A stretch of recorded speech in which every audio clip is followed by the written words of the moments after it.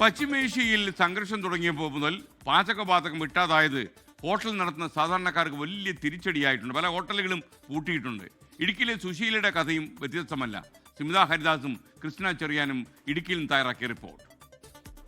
അപ്പൊ നമ്മൾ ഈ സുശീല ചേച്ചിയുടെ നാടൻ ഭക്ഷണശാലയ്ക്ക് മുമ്പിലാണ്. പൊറോട്ട, കപ്പ, ബീഫ് ഫ്രൈ, അപ്പം, ദോശ, പുട്ട് മാത്രമല്ല ഇവിടുത്തെ ഊണിനൊരു പ്രത്യേകതയുണ്ടെന്ന് ഒരുപാട് കേട്ടിട്ടുണ്ട് അല്ലേ? ഒരുപാട് പേര് പറഞ്ഞും സോഷ്യൽ മീഡിയയിലൊക്കെ വൈറലായിട്ടുള്ള ചേച്ചിയാണ്. ചേച്ചിയുടെ കട നല്ല രുചികരമായ ഭക്ഷണം കിട്ടുന്നതാണ്. അപ്പൊ നമ്മൾ വിചാരിച്ചു മണ്ഡലം ചുറ്റും മഹിളകളല്ലേ, അപ്പൊ നമ്മുടെ ചേച്ചിയുടെ അഭിപ്രായം എന്താണ്, ഇവിടുത്തെ ഒരു ഭക്ഷണത്തിന്റെ രുചി അറിയാം, അതോടൊപ്പം തന്നെ ഇവിടുത്തെ തെരഞ്ഞെടുപ്പിന്റെ ഒരു ചൂട്, രാഷ്ട്രീയ കാറ്റ് എങ്ങനെയുണ്ട് എന്നൊക്കെ അറിയാമെന്ന് വിചാരിച്ചു.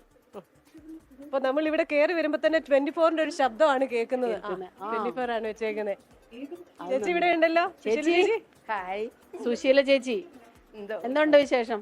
എന്നെ വിശേഷം, ഇങ്ങനെ തീയും പുകയും ഒക്കെ ആയിട്ട് കഴിയുന്നു.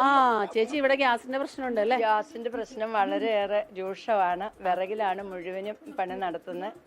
പിന്നെ അവസരത്തിനൊത്ത ആൾക്കാർ ഇപ്പൊ വിറകിന് അങ്ങ് വിലയും കൂടെയും കൂട്ടിയപ്പോ വളരെ ബുദ്ധിമുട്ടിലാണ്. പക്ഷെ വേറൊരു കാര്യമുണ്ട് ചേച്ചി, പറയാതിരിക്കാൻ പറ്റില്ല. ഈ വിറകിലേക്ക് മാറുമ്പോ രുചി അങ്ങ് കൂടുന്നുണ്ട്. കഷ്ടപ്പാടുണ്ടെങ്കിലേ നല്ല രുചികരമായ ഭക്ഷണം കഴിക്കാം. 4 മണി മുതല് പണി തുടങ്ങും. നമ്മൾ ഉദ്ദേശിക്കുന്ന സമയത്ത് പണി തീരില്ല. അപ്പൊ ഇപ്പൊ 4 മണിക്ക് നമ്മൾ അടുക്കളയിലെ പണി തുടങ്ങും.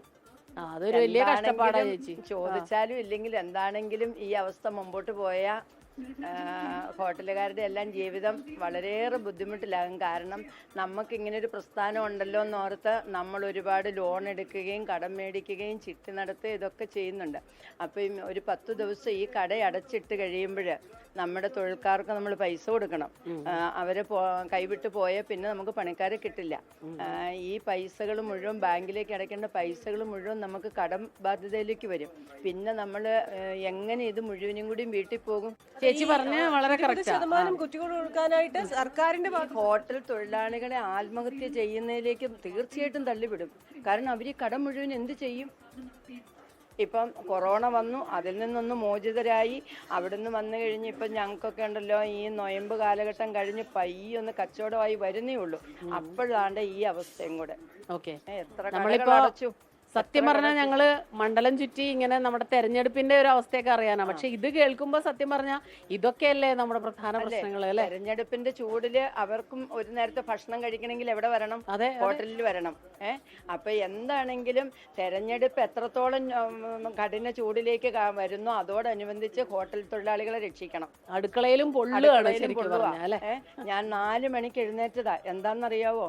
എനിക്ക് എങ്ങനെയെങ്കിലും ഒരു ദിവസവും കൂടി കട മുമ്പോട്ട് കൊണ്ടുപോകണം എന്നുള്ള ഉദ്ദേശം കൊണ്ടാണ്. കാരണം കട മുമ്പോട്ട് കൊണ്ടുപോയില്ലെങ്കിൽ എൻ്റെ കട മുഴുവൻ ഞാൻ എന്ത് ചെയ്യും? എന്തായാലും സർക്കാർ പറഞ്ഞിട്ടുണ്ട് 20% അല്ലെങ്കിൽ 5-1 കുറ്റികൾ കൊടുക്കണമെന്ന് കേന്ദ്രവും സംസ്ഥാനവും പറഞ്ഞിട്ടുണ്ട്. എവിടെയാണ് പ്രശ്നമെന്ന് കണ്ടെത്തേണ്ടിയിരിക്കുന്നു, എന്തുകൊണ്ട് അത് ലഭിക്കുന്നില്ല എന്ന് അറിയേണ്ടിയിരിക്കുന്നു. ചേച്ചി, വേറൊരു കാര്യം, നമ്മൾ അതെല്ലാം വായിച്ചു കളഞ്ഞിട്ട് സന്തോഷത്തിലേക്ക് വന്നു കഴിഞ്ഞാൽ ചേച്ചിയുടെ ഇവിടുത്തെ ഊണിനെ കുറിച്ച് ഞങ്ങൾ വായിച്ചറിഞ്ഞ് കൊതി പിടിച്ച് വന്നതാണ്. അപ്പൊ നമുക്ക് ഭക്ഷണം കഴിക്കാം. ഇവിടെ തന്നെ കഴിക്കാം. മീൻ വറുത്തതൊക്കെ ഉണ്ടാവും. ഞാനതൊക്കെ കഴിക്കാന്ന് വെച്ചാ വന്നേ. പക്ഷെ ഇത്തവണ ഗ്യാസിന്റെ പ്രശ്നമുള്ളതുകൊണ്ട് ചേച്ചി ചിലപ്പോ കുറച്ച് വിഭവങ്ങൾ ചുറ്റിയിട്ടുണ്ടാവും അല്ലെ? അതെ, ഇവിടെ ഒരുപാട് വിഭവങ്ങൾ കിട്ടുമെന്നാണ് പറയുന്നത്. വിറകടുപ്പിലാണ്, അതിന്റെ ഒരു രുചി ഉണ്ടാവും.